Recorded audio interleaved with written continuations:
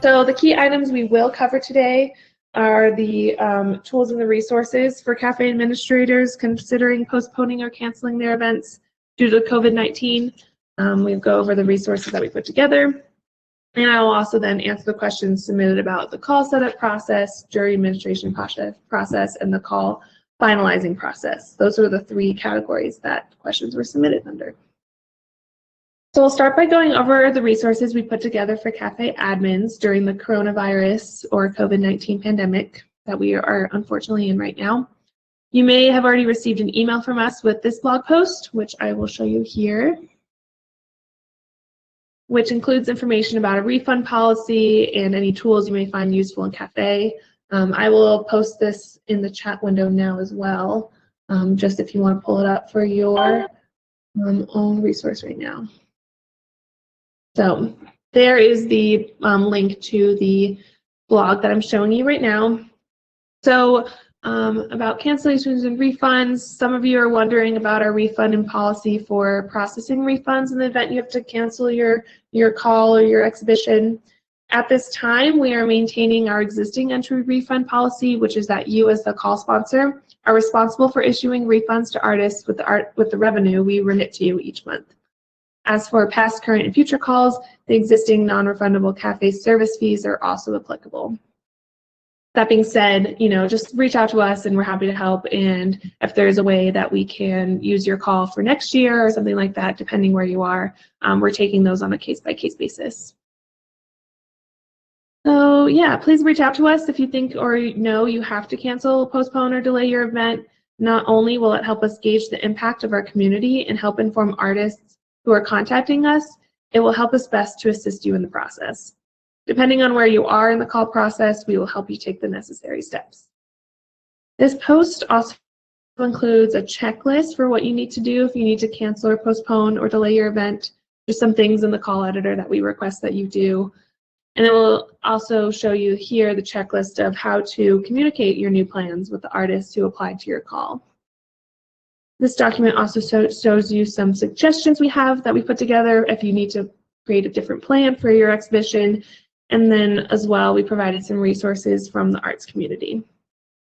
I did want to point out one of our tips, which is to request a media burn of the high resolution images for your call. This may be helpful if you need to take your exhibition online or for any other process that you might have. The exported images are a minimum 1200 pixels on the longest side and under 5 megabytes. At this time, we can't do audio or video, but we can get to those images. The instructions here have information on how to request that media burn, but we will actually be going over it in more detail in the Q&A portion of the webinar.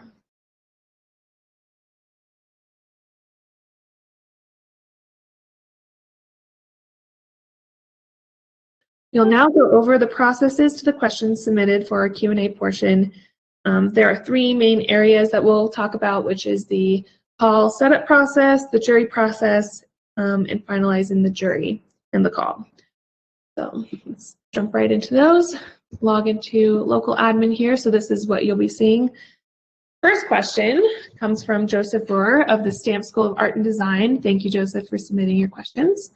This question is, can a link to the call application be generated before the call goes live? The answer is yes. There's a way to activate your call to generate a link without officially publishing the call on the call listings page. So to do this, we'll go to the Events Management tab where we are now. We're going to choose the event that we're working with, and we will go to the call editor. So when you are ready to activate your call, the front end status here is where you'll toggle the call active or disabled. Before you set it to active, however, you'll want to look at the setting towards the bottom, which is the accept applications date right here. This is the date your call will begin to accept applications, which means it's also the date the call will become visible on the call listings page. Keep in mind that even if the date is in the past, but your front end status is disabled, your call will not be live. So you just need to make sure your accept applications date is in the present or the future, or present or the past, and the front end status is active to know that your call is live on the page. So to generate a link before publishing your call, And we will do so by making sure that this is in the future. We'll do tomorrow, let's say. We're going to save that change. We're going to come back here. You'll want to make sure that's in the future and then set your front end status to active. Click save at the bottom. Go back. Then you'll see your call's URL above the setting. We can click the link and be taken to the call details page. Note that this page will not be public or searchable on the call listings page, nor can anyone apply to this call through this link until that accept applications date is approached. So Joseph also asked, can you set the call to active to generate a link to the call, then deactivate the call? The answer is also yes. You can set your call to active, which is now, generate a link, and then disable it. So we can go ahead and disable it. Click save. It'll remove the link from the page here, but the URL will always be the same. And even if I refresh this page, you'll see that it still shows up and still works. The URL itself will always stay the same because it's simply our URL for CaFÉ that we use, but the only difference is your call ID number, which is the ID number that we use internally for your calls to keep track. You may be aware of this already. So the URL just has your call ID in it. When you generate your URL, you can either keep the call active and simply just set your accept application state to the future to make sure that it's not active. Or you can disable a call here and know that it's not active on the front end. But whatever you choose, know that your URL that you populated will always work and you can use it in any way you want. So you can also then notice, just to show you, if I set it to active and I set the call accept applications date to today or in the past, this means that it is active, and you'll see then if I refresh the URL, you'll now see the apply now button, which means that it is published to the public. So yeah, that's a couple different ways that you can set up your call so that you can use the URL, you can put it on your website, share it around, but only when you start that accept application state will it actually be live. So we will now dive into the questions that were related to the jury administration process in CaFÉ. And I just need a couple moments to log into a different admin account. So 2 questions that were submitted to us asked about the scorecard views and what the jurors will see when they go in to score the applications. This will be helpful for you to know so you can give the jurors advice or, just be aware of what they're seeing. So that's a great question. And yeah, Jeanne Ziegler, you asked to be shown what the scorecard looks in jury by artwork versus jury by artist calls. So that's a very good question. We'll take a look at the difference between the two. Before we get started on what the jury will see, I want to show you a little tip that will help you if you want to see what the jury sees before you give them the login information. So there's a couple different ways to log in as a juror yourself and preview the scorecard view. So I will select one of our calls here. We're on the jury administration page. And what you can do is you can even just add yourself as a juror. You can just click add juror and set up your own username and password. This will just be used, you can use this throughout the entire jury process, even if you're not scoring, or you can just set it and then remove yourself and set this to disabled once you're done. Either way works. You can also go back here, and when you set up your jurors, you can simply just use their login information. If you create it before you send it to them, you can just go in here, use their username and password, log out, and then log back in as the juror just to see what they're seeing. But those are 2 different options that you have, so you can see the jury scorecard. One other thing I want to show you before I log in as a juror is the scorecard view settings, since we'll be talking about the different scorecard views. And depending on the type of call, you'll have 2 or 3 different options here, which we'll talk about. But this is where that setting that I'm going to talk about later will be. It's in that jury setup option under scorecard view, monitor projection, and then we'll also go over the gallery scorecard. Make sure that if you change these settings, you also click Save Change whenever you make any change.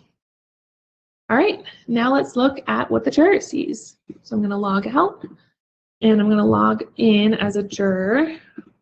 First, you'll notice that the jury page is a lot more simple than the administration page.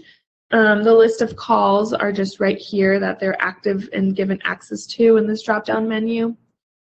So they'll mostly be in this jury tab, and they have the help tab available. The jury administration tab is obviously not available to them. It's only for you. So in the interest of time, I'll quickly go over each jury type in Scorecard View. If you would like to see a more detailed overview, you can go to our YouTube channel. We have a jury administration webinar already in there.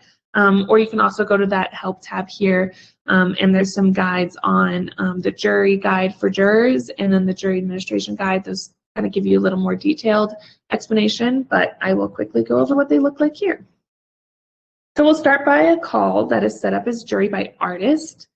And as you hopefully know, jury by artist is the type that groups together the images that were submitted by the artist. And one score is given to that entire body of work.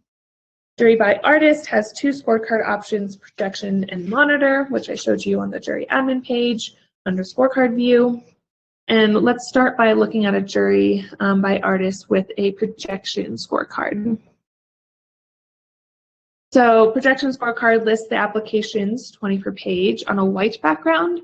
To see the scorecard, you'll click on the total number of applications you want to see, or click on the total number of applications in a particular category. So for those of you who asked about how to categorize or jury by category, this is where you'll select each category at a time, or you can just choose all at once. So I'm going to choose the total all at once.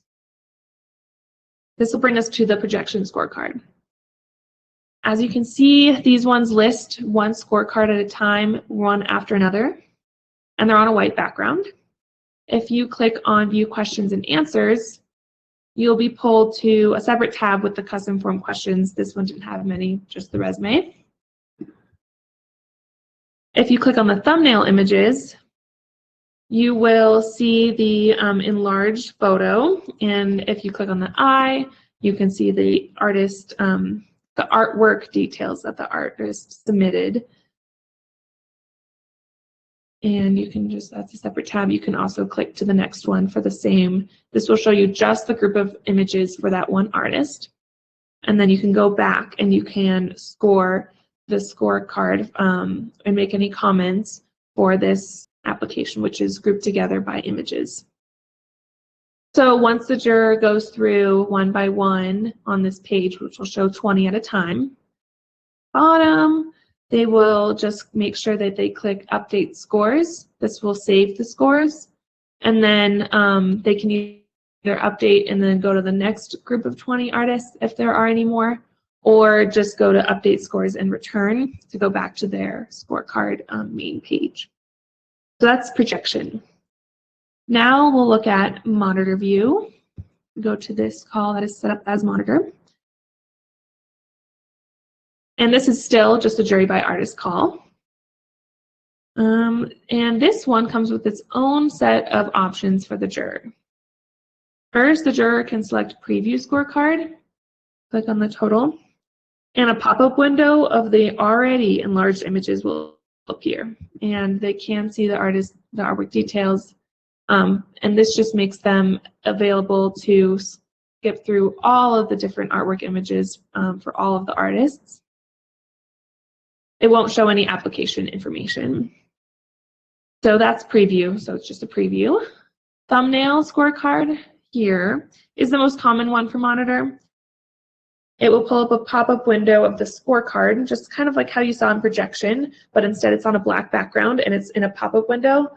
Sometimes it comes up in a tab here, but sometimes it shows up an actual pop-up window, so make sure that you have, or that your jurors have, their pop-up windows enabled on their browser.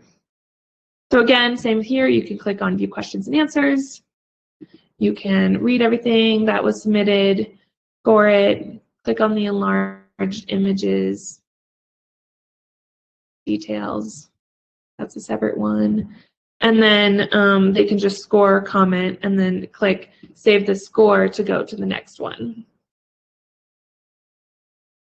So it's pretty similar to projection, except it's kind of in its own, just separate window. All right, so the final option in the monitor view is the slideshow scorecard. This is similar to thumbnail scorecard, but instead the enlargements of the images appear first. So you'll see the images first, click through all the different images for that artist, not a lot, and then you'll reach the scorecard to save. So, I think it's either if you want to see the scorecard first, you would select thumbnail. If you wanted to see the images first, you would select the slideshow scorecard. I might have switched those up. What did I say? Yeah, thumbnail images for the scorecard first, slideshow images, or slideshow for the images first. All right, so we will now go over what the scorecard options are for jury by artwork calls. So projection and monitor views are pretty similar. I'll show you one of them again just to show you what it looks like. But it'll only be one image per scorecard because that's how jury by artwork calls are set up, where it separates into each into their own applications. So I will go to this one. So this one is set to monitor scorecard, but the options are the same.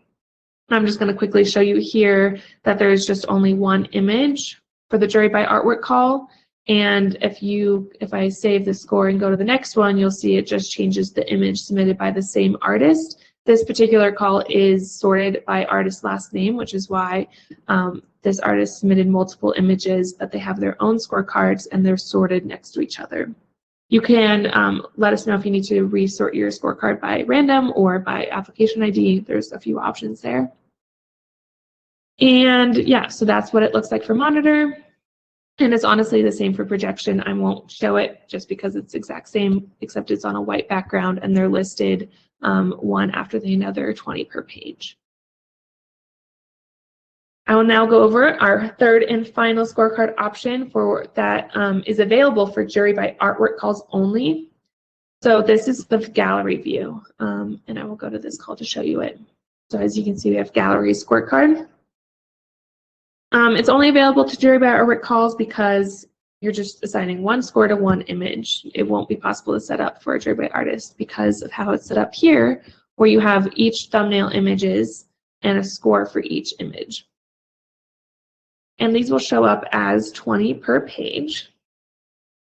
And this grid allows you to quickly see the images, quickly assign the score. You can also click to enlarge the image. You can click the eye on the bottom left to see the image details. And you can see the click the page icon on the top left to see the scorecard here, but also to be able to see those questions and answers. So that's how you see it from the gallery side of it. As you can see here too, you can just do 20 per page, and then when you're ready, click Save Scores to go to the next batch. So like I said, this option is available if you have a jury by artwork call, and that's available under the jury administration page with that scorecard view setting. So I'm sure a lot of you have your own preferences for what your jurors like to use. Gallery is really helpful if you have a lot of different images because it's really quick view. All right, so are there any questions before I move on? You can throw them in the chat window. I will set up for our next section if you have any. Oh, Amy, you asked if you forget to save, will you be prompted? Unfortunately, no, it won't. If you select all these scores here and you end up just kind of having to click back, or you click somewhere else, they will not save. But if you don't get to save this or score this whole grid here, and if you click Save Scores, you can just go as you go, and it'll still update with only what you need. It's not going to jump to the whole next batch. You can just kind of save as you go, if that makes sense. So highly recommend. I think you might have noticed in all of CaFÉ, saving as you go is definitely the best way to make sure you don't lose any of your information. So thanks for asking that question. So I'm going to log into a couple other things as there might be other questions. Deanne, if you are set up as by artwork, is it possible to view by category? Is there one score for each category in artist? Okay, let me go back again. The answer is you can still view by category in artwork. If it's jury by artwork, you can still view by category at a time. So this grid will only be for the category that you choose. And then there is one score for each image, whether or not that image is in a different category. So you're not necessarily assigning different scores, but when you go to do your step 2 process and you are filtering out the low scores to make them not invited, you can also do that by category so that you can make sure that only a certain amount are in each category. If you know you needed X amount in a 2D category and X amount in a 3D category, you would be able to do that. So if you score by category, the jurors might be able to kind of see how much they're scoring per category to know how many will be accepted into each category, and then you would sort them per category. I'm going to show you real quick what that category looks like in the process of step 2 when you change the status. I don't have enough time to go over the whole thing, but you can see here how you can by category set how much will be removed based off the scores that they are given. This will update how many are in there. I hope that helps, but feel free to reach out if you have extra questions. We have another question about the jury admin process that relates to the jury setup process. This one is about jurors and jury rounds. The question is, we have previously had our call for artists juried by one set of people and then the final decision made by a second set of people. Does CaFÉ have any plans to change the jury process so that organizations can select a different set of jurors for the second round of jury? All right, well, while we don't have any plans to change the process for how the jury is set up, there is a way to administer your jury so that one set of artists can score the entries and then a second set can go in and make the final decisions. So the suggestions I'll provide here are kind of a neat workaround for that. When you set up your juror logins, which happens here in the jury admin page, jurors assigned to this call, there is an option within each one to give or remove access to the specific call you're working on. So you can start by setting up either all of the jurors you'll need or just the first set of jurors that will score the entries. If you set up all the ones at once, you can go back in and unassign them to the call. So this is one of the jurors. We're going to be working on this call, but he's my second set, so I'm going to take him off and click Edit to save change. And this will mean that they don't have access to the jury page, and you'll see on our jury admin page, they're no longer listed here, but their information, their login, username, and password are already set up, but you can just go in, uncheck their access to that call name, click Edit to save, and you'll remove those and you'll only have the 2 or however many you have in your first set. So the first batch may now go in, score as normal, and be able to make those decisions.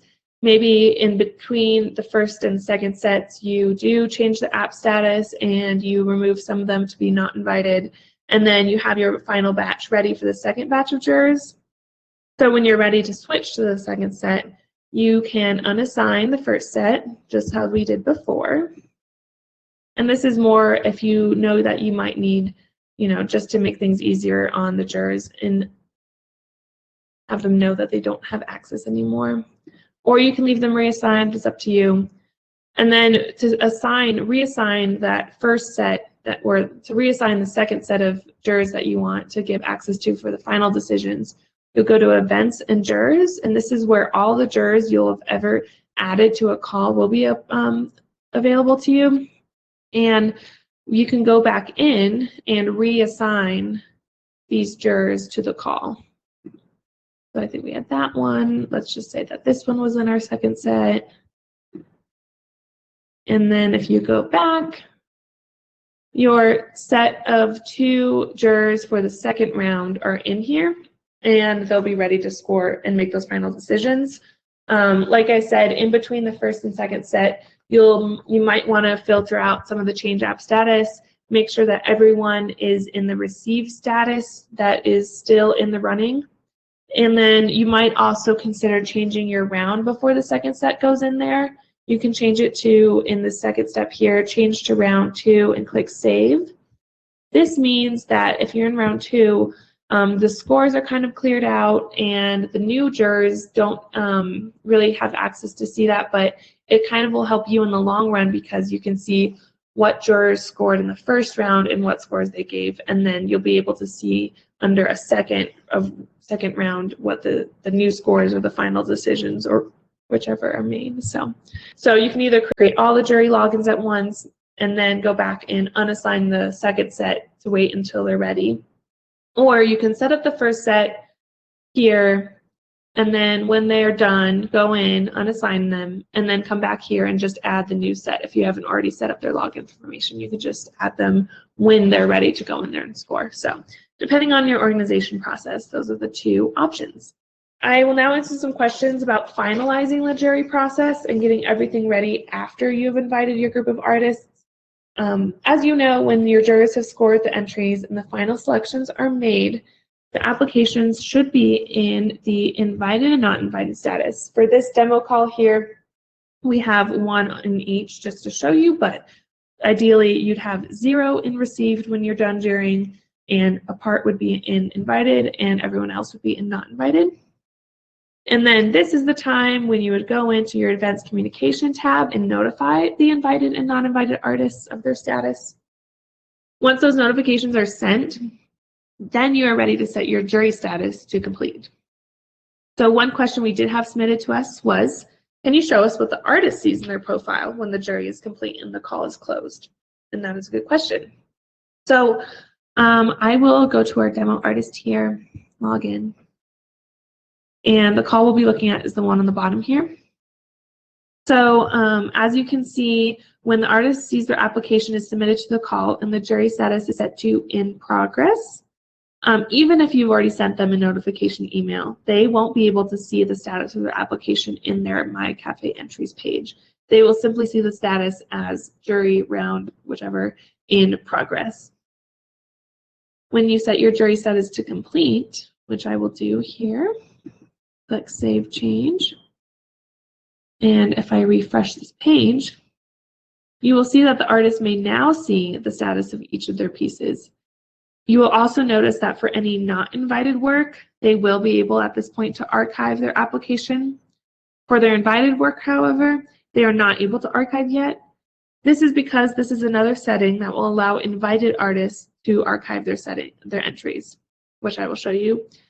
This gives you enough time to be able to use the artist's invited images or information for the event before they archive their entries. That's not to say that the data will all be erased when they archive, but some of the images maybe won't be included in the media burn if you need that, or some of the images just won't be available if they make changes. So this kind of gives you enough time to keep the invited images in place. So that setting to allow all the artists, including the invited images, are actually in the call editor. So events management, make sure the right call is selected, go to the call editor.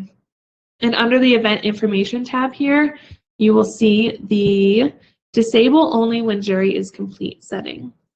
So sometimes this is ignored, but if disabled and saved, the artist here will be able to see that if I refresh, we'll be able to archive their invited entries. So both those settings need to be set in order to allow the artist to archive. And when anyone asks you, any artist might ask you the ability to archive images, modify images. Some artists call it differently. This is what they're talking about if they needed to clean up their entries list. As you can see, there's a lot here, and some artists like to make this clean as possible. But archiving allows them to have those images back to modify or remove them from their portfolio. So when you are done with your jury, all you need to do is make sure that you've notified your artist via email in the events tab. The jury status is complete. And the call editor tab, disable only when jury is complete is disabled. So hopefully showing you the artist side has helped clear up what the artist sees when the call is officially closed on the administrator side, especially if you're sending emails that you don't think were sent properly, even though there's a way to check for that in the bounce report. If artists say they don't receive an email, you can just make sure that these settings are set to the right status, especially the jury status, and then they'll be able to see in their My CaFÉ entries page what the status of their pieces are. If they have different pieces, obviously we'll show the status of each of their separate pieces. All right, so speaking of calls that are closed and in the past, we have one specific question that asks about finalizing the call process in CaFÉ. So the question reads, I am taking over the CaFÉ calls process for my organization, and we have some calls that have not been closed out in the system. What is the best way to make sure they are closed or completed properly? So on the events management tab that you have, the drop-down menu for your current calls are all here. Those are the ones that are currently marked active for your account in our system. And then the drop-down menu for the archived events here are here. So to clean up your list of your active calls, you'd want to first make sure that the things I talked about before were already set. So you've set your jury status to complete. And then again, you've set your disabled only when jury is complete status to disabled. Then you can send us a ticket here, or you can email us and let us know that you would like your call to be archived. So marking as archived would take it off those current calls list and help you clean it up. But if you have any events that are hosted annually, or if you know that you might need to use that same call setup in the future, you can leave the call as active. When we create your new call template, if the call is set to active, we can actually copy that information. All the long description would save, all of your application custom questions would save, and it would copy over to the new template, and it would archive the old template in the process. So if you know that you have an annual event, go ahead and leave it active. We'll take care of it when we copy over your event for the next call, and we'll make sure that old call is archived so you don't have both at the same time. Happy to answer any questions in the chat if you have them. If not, I will go to our final topic question here. Don, you ask, is there any way to see communications sent in the past? You can see the communications sent in the past by, you can't see them all at once, unfortunately, but you can go to the batch of artists, say they're in the receive status now, and you can click on the application ID, and you can see the emails sent here. This one doesn't have any emails sent in it, but if it does, it would send it here. You could click on the email, and it would pull up a pop-up window of the actual email sent. So let's say you sent it to the entire batch of invited artists. Each one of the artists in that invited status will have the same copy, the same transaction of that email that was sent.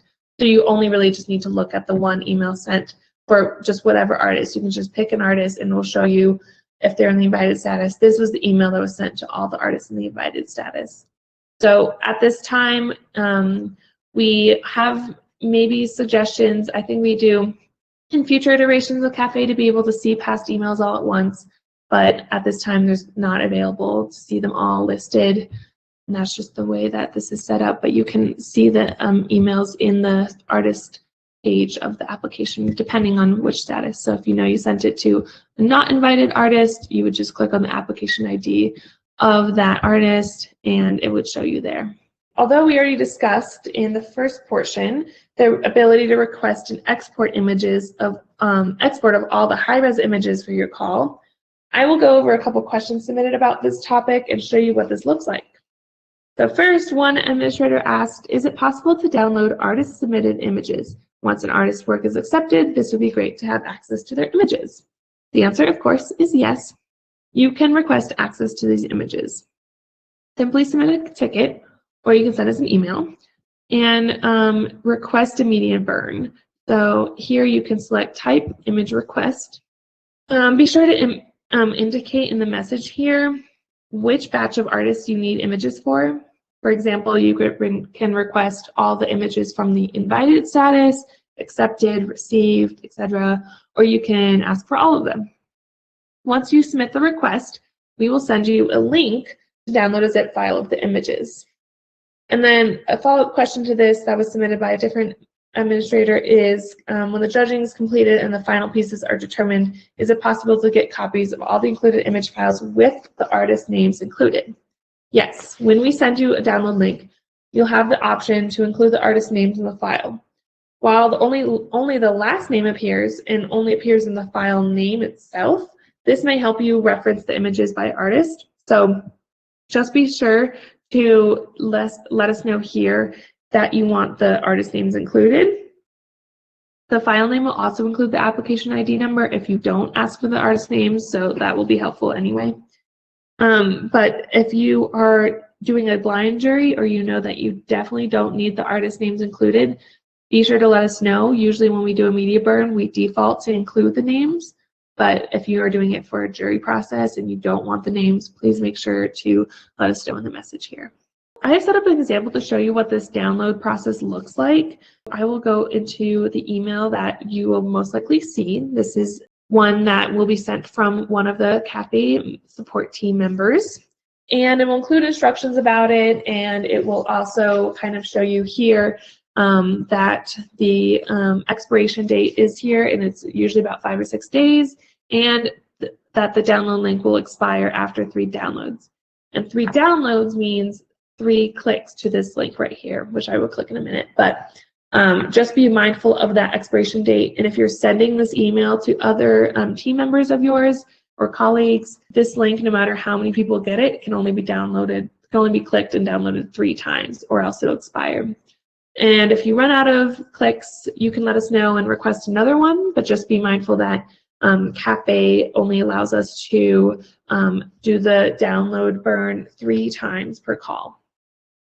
So you can let us know up to 3 times per call that you need those downloaded images. All right, so I will click this link to show you. When you click this link, going back to the browser, it'll pull up this download box. I hope you can see it here well. If not, you would just find the file in your downloads folder. So I'm going to open this file now. You'll see here that in the downloads file, your folder will be here, and if it was for multiple statuses, it might pull up the name of the label we sent first, but in this case, we've only asked for the invited images. So you can click to open that folder, and you'll see they are now sorted per folder by category. So it'll first list the folders of all the statuses, then it will list all the folders of the categories. And then if you open each one, it'll give you the images sorted by artist last name, since we did include the names here. So yeah, these images are here. They're the same full size that the artist submitted them as, and they're pretty good quality, which you can use to post on your website, social media pages, do an online exhibition, because that's where we are nowadays. It's a really nice option to have, to be able to use.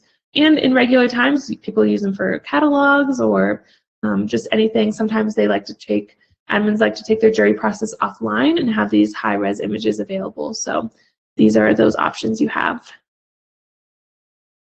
Okay, so this concludes the Q&A portion of the webinar. We hope some of your questions have been answered and you have learned some handy tips. We also hope that you have a better sense of what you can do for your calls during the time of this unfortunate coronavirus pandemic. We appreciate your patience in times when support is limited, but we will strive to be here for you to answer your questions and share our resources. Like I said before, please be in touch if you know you have to cancel or postpone your events. Thank you for joining today. We will be emailing each of you the recording of this session for your future reference. I will stay on the line for about 5-10 minutes since we have time to answer any questions submitted through the chat window. Should you have specific questions about your call or anything, please don't hesitate to contact us at cafehelp@weststaff.org or through the ticket window. Mary, you asked where are the other recorded webinars located? They are in our YouTube channel. So let me show you. Let's go back to, where is it? Here we go.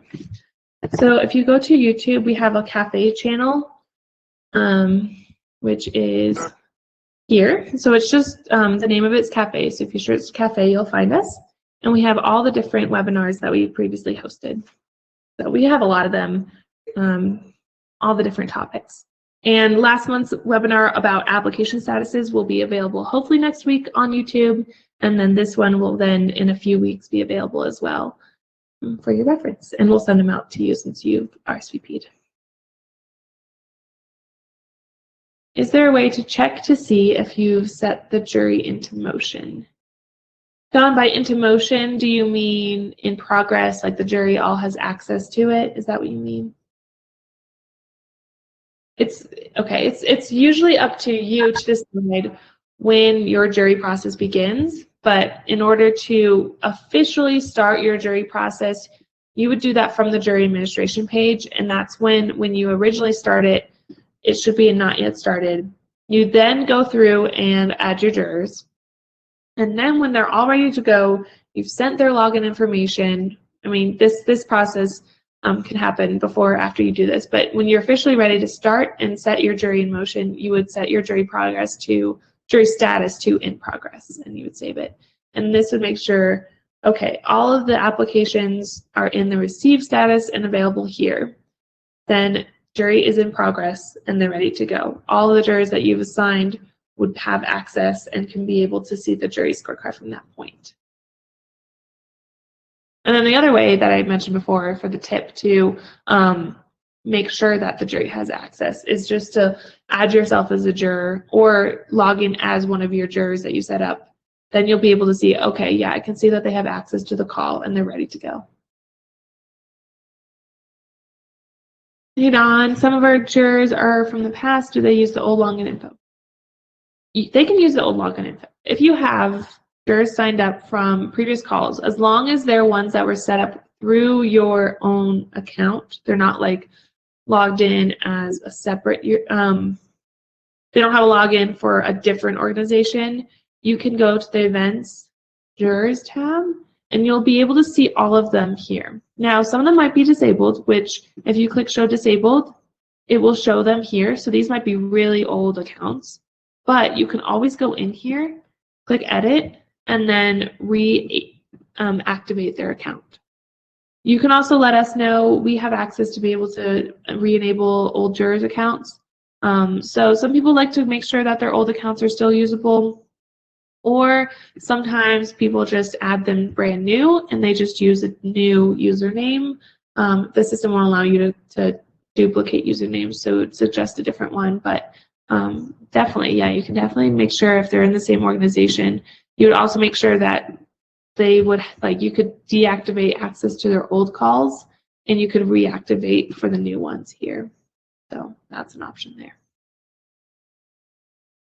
If they've forgotten their password, is there a change password feature available to them? Yes. Sorry, it took me a second. Yeah, of course. So if they have their username and their email, which were set up from maybe their old account, and they're active, you make sure they're active first. Then they can just log out or go to the login page, and then type in their email and their username, and that will reset their password by sending them an email to then change their password. So even if you give them a password, you can also, let's see here, you can also go in and reset their password. So let's say that this is the active jurors here, and you go to edit that. But typing anything here will reset the juror password. And then you just click edit, and then a new password is available to them. So either they can set up their own password, reset it, or you can. All right, looking like it's time here, so I'm going to end the meeting. Thank you for joining us and asking your great questions. We'll see you soon.